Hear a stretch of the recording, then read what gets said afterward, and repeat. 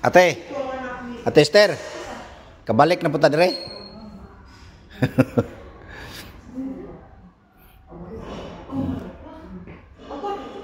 Di siya makanangihi.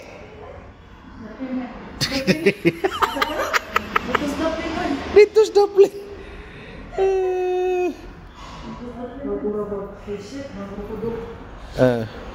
Kana iya kon maingon ba nga among mga viewers nga kana namali kuno ka sa imong kuan ate imong jack imong sweatshirt ba?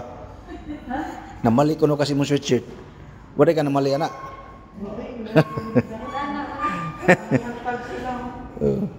Yung namali kuno sa imong kuan imong sweatshirt kuno namali.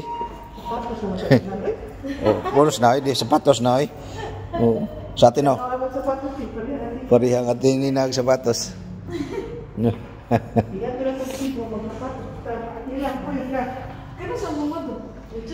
Wapon. Bisa mengi.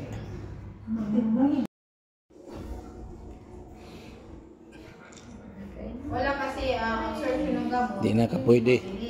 Ate.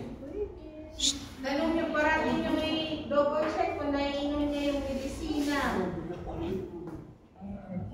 Kailangan niya yung medisina at pag hindi mo Mangayo may noon imbis bawal ang chocolate, mangayo na may noon. sasabihin, okay naman yung aking pasyente, nagtatrabaho na siya, hindi na siya ganito, hindi na siya irritable, maganda na yung kulog niya. I-stop na ba ang medisina? Hindi po i-stop. Hindi mo nag-igo ng card? Taram dito, ibilin naman dito.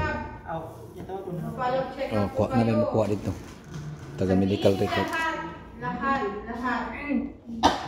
Kung ano yung ng pasyente natin. Kasi, possible, pwede siyang bawasan yung gamot niya. Kung hindi naman, yung reverse, tubig lalagyan. Pero pwede naman iba na like depression, like anxiety. Pag gumaling na sila, nakikita kasi nila doon na gumagaling na ang pasyente, posible, counseling na lang sila. Wala ko, vanilla flavor, chocolate and mocha, wala na. Energen, vanilla lang, pero ang chocolate waray. Milo, kasi Milo Katawa. chocolate ang Milo. Okay ra katong bukid te. Tungas tag bukid. Bawal ng Milo ha. Magharas tangad to. Bawal ang Milo, gatas na lang. Bakit may gatas ng chocolate? Bawal ang chocolate.